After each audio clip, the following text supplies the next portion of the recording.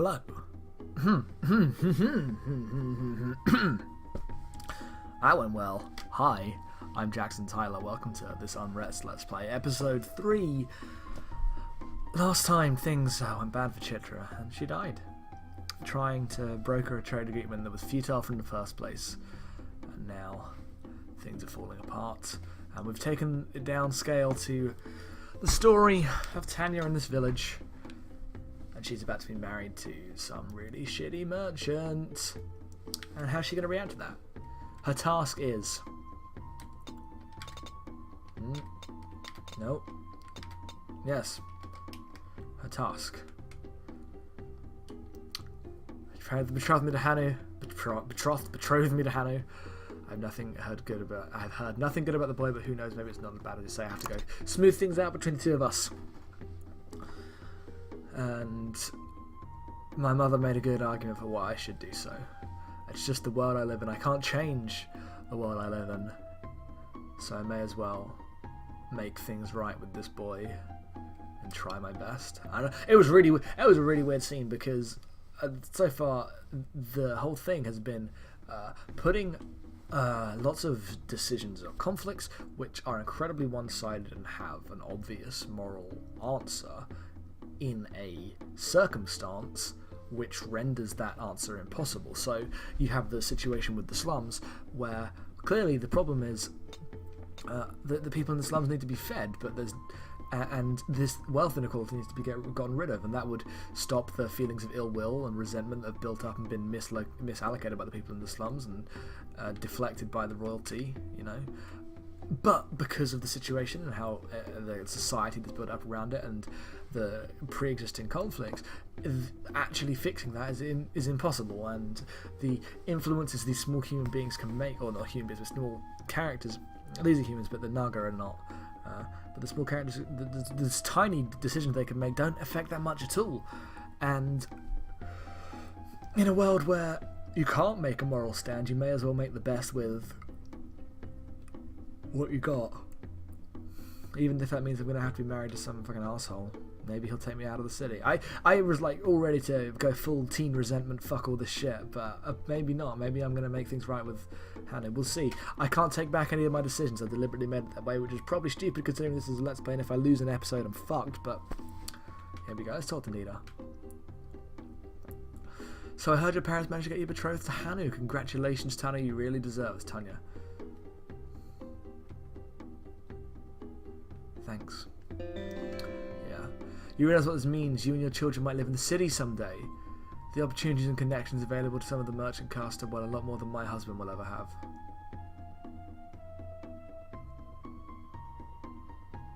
Yeah, that'd just be nice. I've always wanted to go to the university.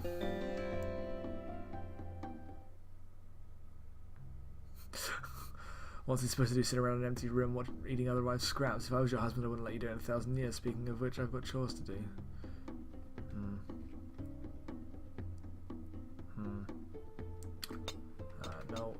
No. Alright, let's just leave.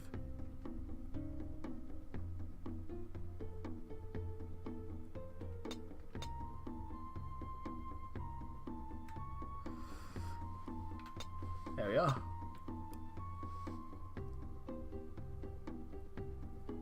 Ah, Dewey. Guess who's done with her chores and guess who's wearing her I just watched a baby elephant die face. You okay?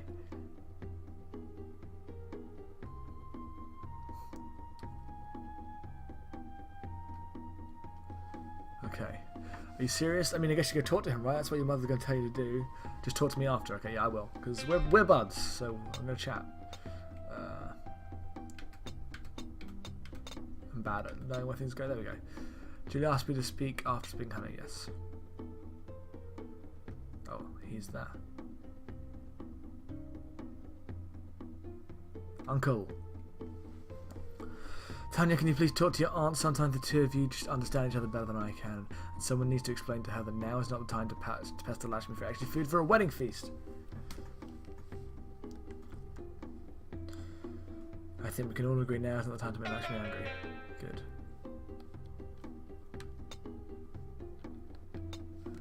Where is she?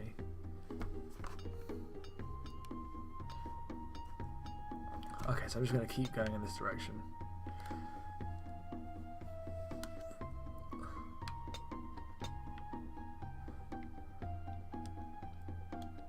Okay, yeah, I should just be heading right. Let's carry on.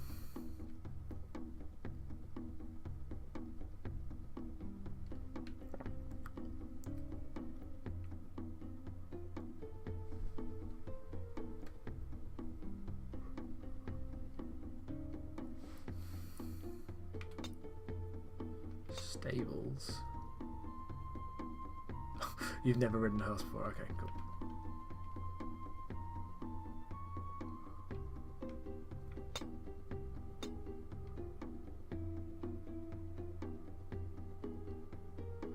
If you're starving, go grow something, you lazy rat, okay.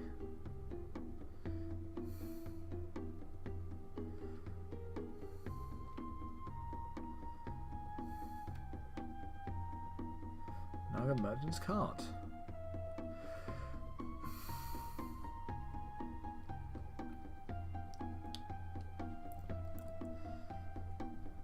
Anything can help you with you waiting for something? I'm early. I'm always early to my appointment with Lakshmi, and every time I stand outside waiting, I'm left alone. None of you people ever come near me. I wonder why. To be faked. Okay. Yes. Much like our emissary who went into the slums with your royal family who was torn apart. I'm not a warrior. I am a merchant.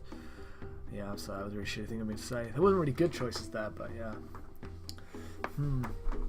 And now I live in a city where councils like your Ranveer have openly called to have the Naga turned out into the wastes, where peasants grip their sharp-edged tools and glare at me when I shuffle past, so which of us should be afraid?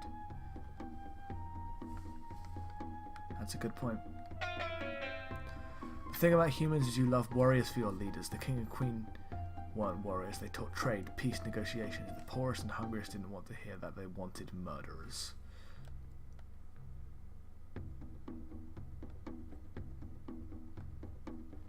I thought we were the forest brothers. Let's do that. The slums had a gang leader, J-Deep. His men were killers and enforcers. Now the slums have made his gang a militia.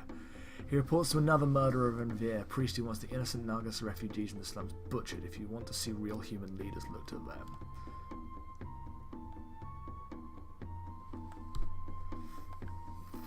I mean, this Naga merchant is right. Like, the situation is fucked and the Naga are getting just destroyed by everyone's prejudices against them for no reason.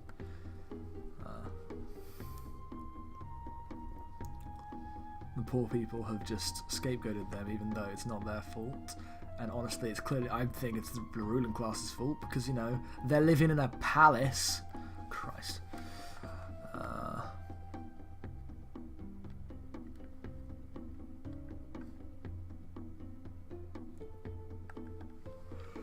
I've heard rumours about how Lakshi's husband died. I never see I'm learning more about him than I ever wanted to. Was there anything you wanted? I've not got anything to sell you.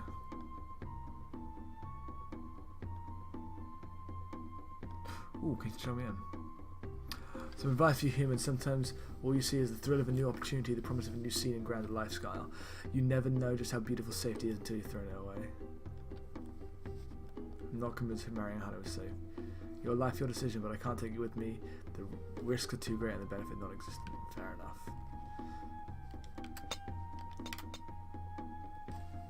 Who is that? Earth Naga Merchant. Okay, so let's talk to Deer.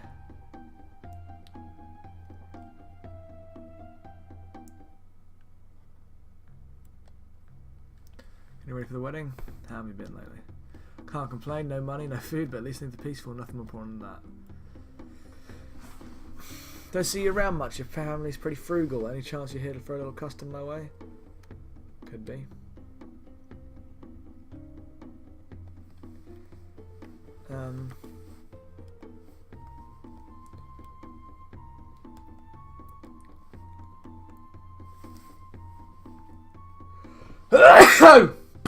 Oh, pardon me. Nothing right now, I can't think of it. Right, I'll probably... go pick up something once I've talked to Hanu. I'm sure they'll want me to buy something for someone for some part of this quest. Right, who's here? Oh, Aunt's here, and I can talk to my aunt.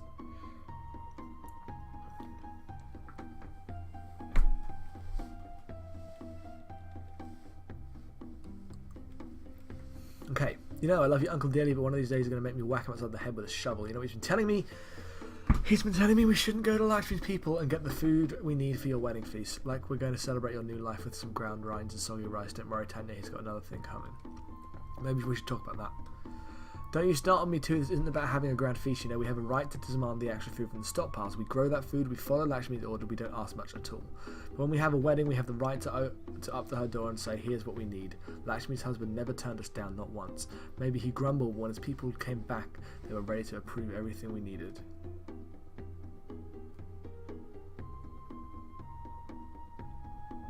I mean, he's right, I don't want to stir anything.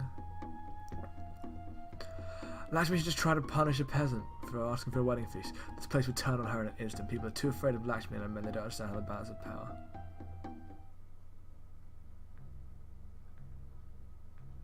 Auntie, they have spears, that's how it works. Yeah.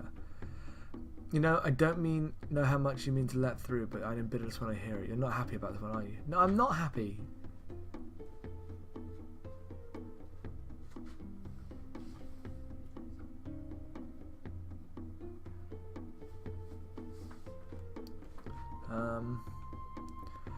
I never really wanted to. I just wish it didn't have to be him. That's really the part so far. There's nothing you can do there, is there? They've got you surrounded. They're not going to listen to you. They're not going to listen to me. They're going to do what I think is best.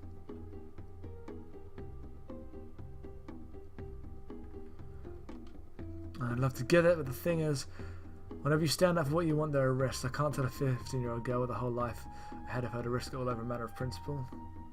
I'm not fit to make that decision. Just tell me something good, please. How about this? Tanya, no matter what happens, of all the people who care about you, I'll be here for you no matter what, I promise. Okay, good.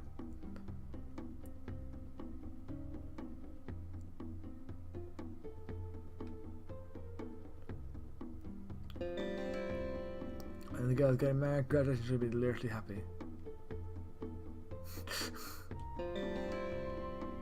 You know, I'm getting an odd sense like you don't really belong here. Okay, yeah.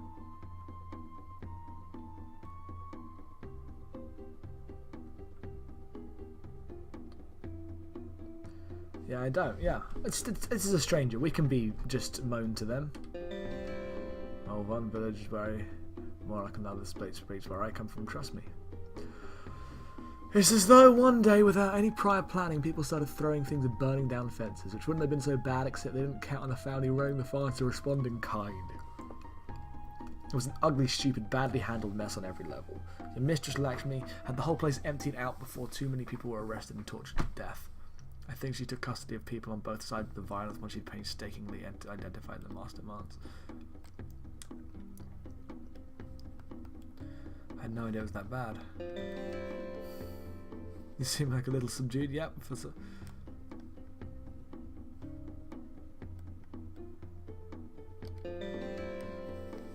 I suppose in theory one could steal a horse from the stables at midnight. One could do so when one heard chattering near the manor, because that's when the guards and the outer patrol are crossing paths and idling. One could then ride west until one saw the road to Taxila? Yeah, Taxila. At which one point find some students or merchants and blends in, which equally technically would be easier if one managed to steal some money or trade goods before one went.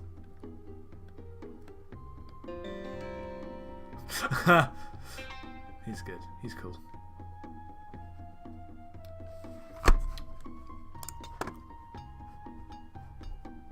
I want to talk to Hannah first. I might run away. Where? Tanya, you read all sorts of things. I've seen you going out. What do you know of medicine? What's wrong? Oh no. My son is dying. I've watched him die for almost a week, helpless, hopeless, knowing that Lakshmi keeps the best doctor in Bimba in her home not 100 feet away. My son is shriveling and sweating his life away. I can do nothing.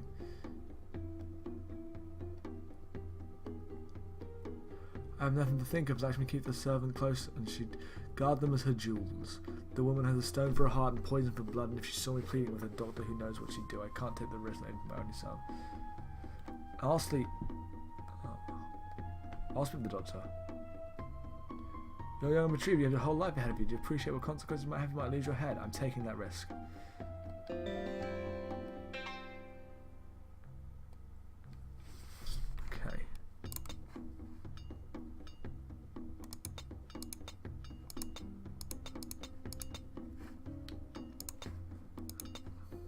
Yeah, Mandeep's in the middle. Okay. Let's head to Mandeep first.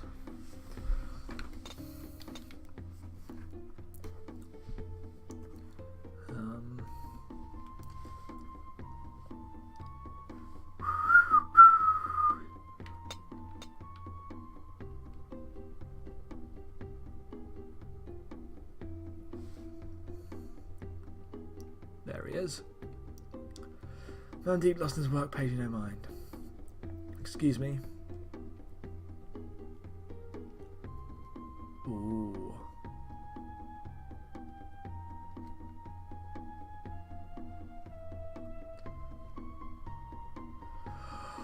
Ooh.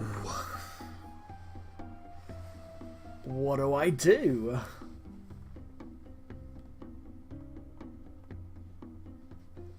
So, okay. I know that I want the child to get fixed. I don't know the best. He holds you in contempt. He tolerates you, and he's I gotta lie. It's the best chance. Oh, well, it didn't work. If one of the peasants got a disease rare enough, she actually didn't know she wouldn't call a personal doctor. She called her guys for long, long steers. What else?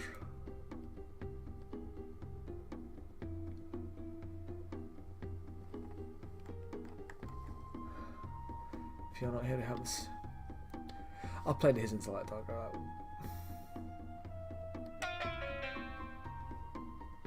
I just understand. Lakshmi's been extremely clear about my purpose on her land. From the moment I took her coin to the day I leave, I have only one care in his life.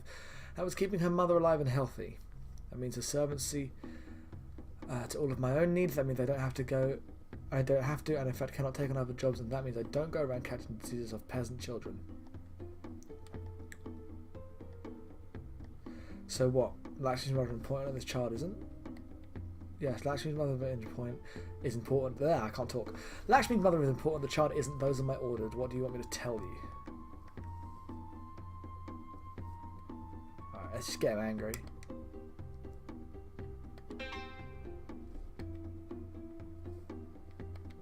No!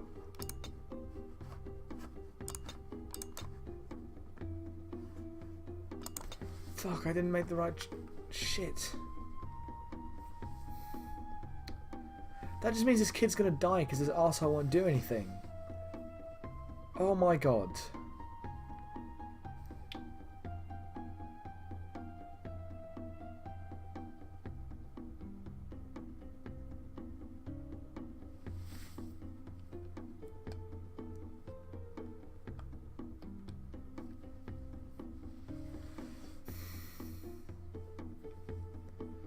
Only hope the gods are humbler than men. He's got a point. I'm sorry.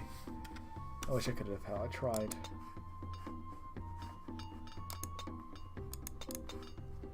Cool. Let's talk to Hanu. Oh, it's up top.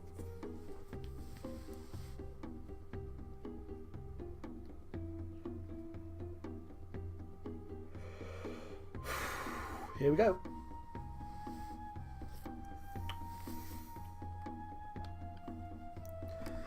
Nilaya.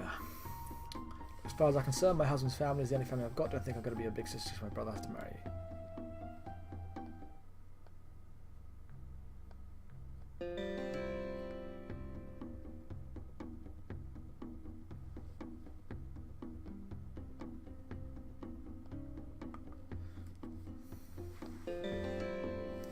Well, anyone ever told you that it's a woman's place to run the house?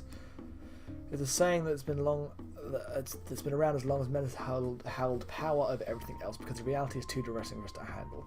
The moment a man gets an idea into his head that he wants to do something with your house and your children, you see how fast he takes that power back from you. My mother learned that the hard way.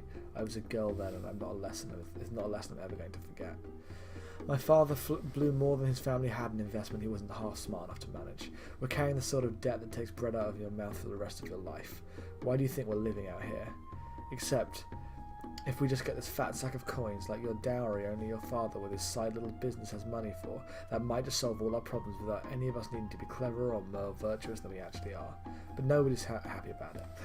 Father's paranoid that your family doesn't even have the money, and I think on some level his pride wants it to be so. A peasant bailing him out, it'll be almost too much for him to stomach. As long as our father's got the money, he's happy. As long as your parents have found one boy who's obligated to put up with you, they're happy. Everyone's happy except everyone else.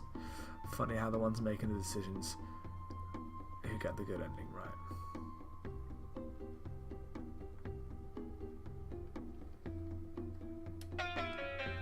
Alright. I'm gonna run away.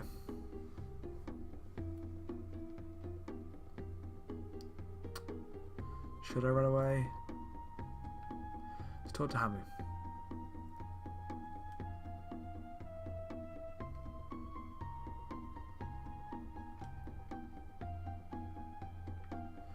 What a pleasant human being. Oh, there he is.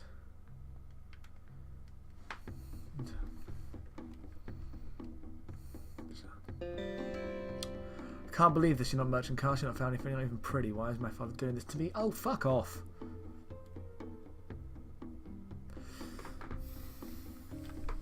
Let's just be.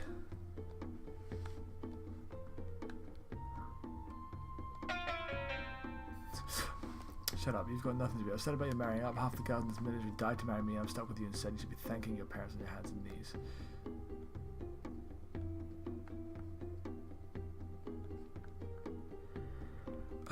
How about the fake cleaning ass? Yeah, fuck it. I'm burning this down, I guess.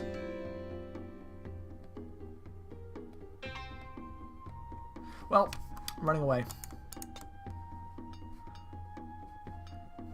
I clearly had a chance to make things right with him.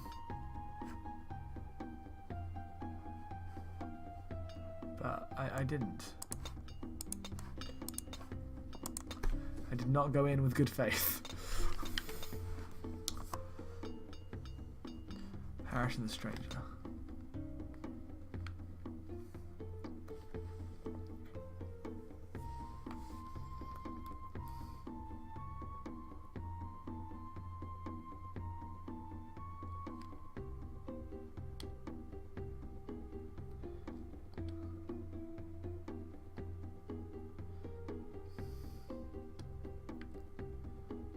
Okay, so Harris. Okay, fair enough.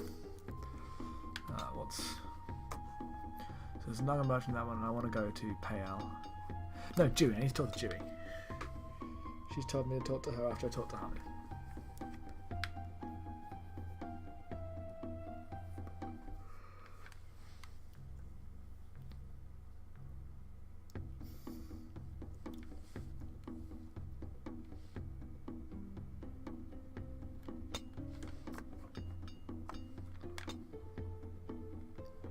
Cool.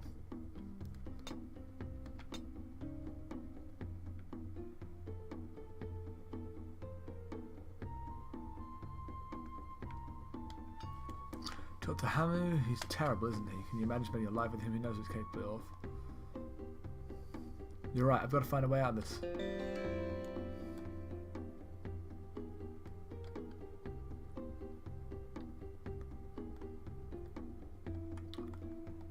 I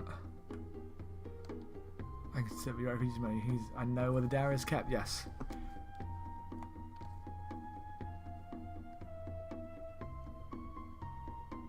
Alright. Let's do it. We're running away.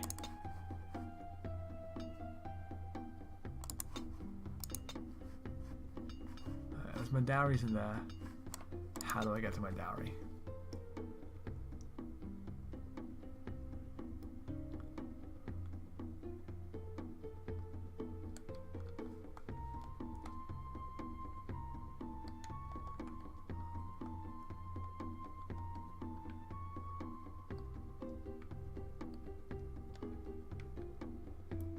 What do I... Listen, girl, I want to explain this point. You're a present from God. Right, how do I get to my dowry? Or do I go around the other side?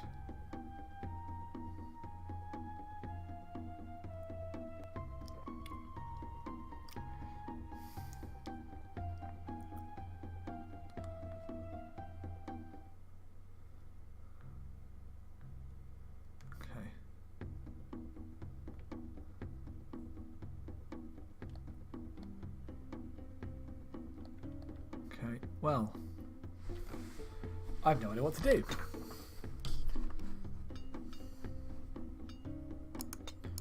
Talk to Payal.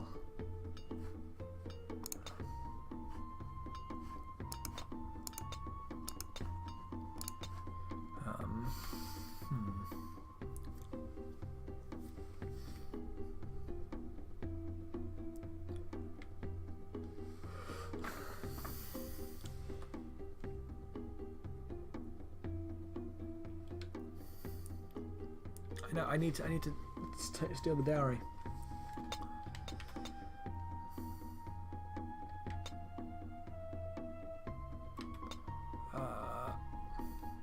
East side, which is coming from this way. Okay, so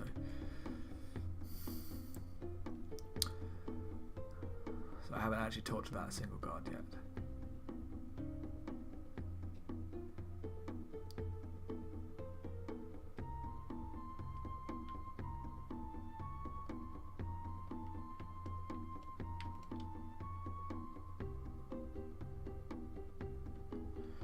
Tanya, I read the poem you gave me.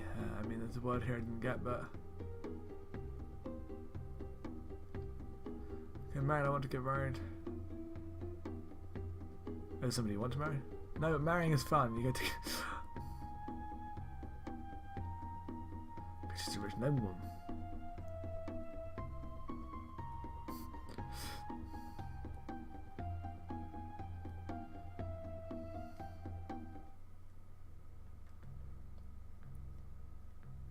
I'm not okay.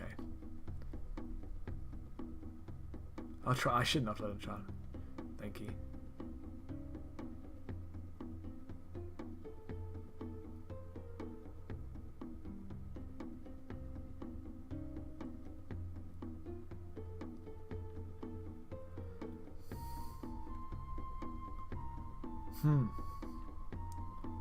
Here to pick up our laundry.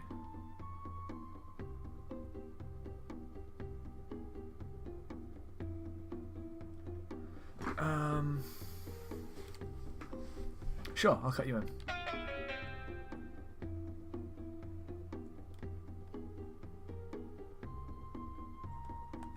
I'm not gonna risk it.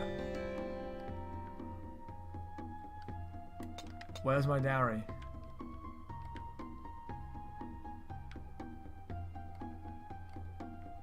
What? What? No! I didn't...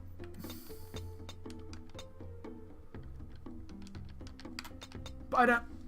Great, I guess I just don't have that now.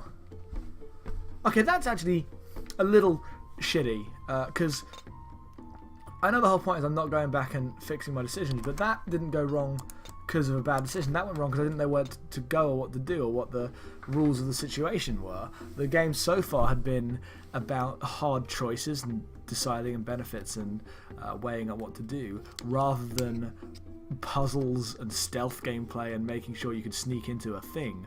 Like, I assumed it would be all decision based and I couldn't actually do anything wrong. I built up the level of trust with the game and with design. I actually think that was really a really shitty way to go about it, because I know the whole point is things can go wrong and you have to roll with it, and that's this game's thing, but the way that thing went wrong has been so different to how things have played out in this game so far that I'm a little annoyed, and I think that's a bit of an unfair bit of game design, because the only part of the game in which you moving through the world has been anything more than a menu to see dialogue trees, because essentially that's what's going on here. You are talking to people and influencing your relationships between people, and then suddenly there's a weird stealth gameplay. I'm like, wait, where do I go? Oh, I've already been spotted.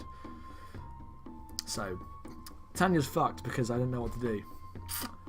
But that's going to do it for this time. Next time we're going to see what happens to Tanya. Probably bad things. It's going bad for everyone. No one's having a good ending. And that's partially just the life of all these people, and partially that's my fault now. So, yeah. Alright. See you all next time. More Unrest. Goodbye.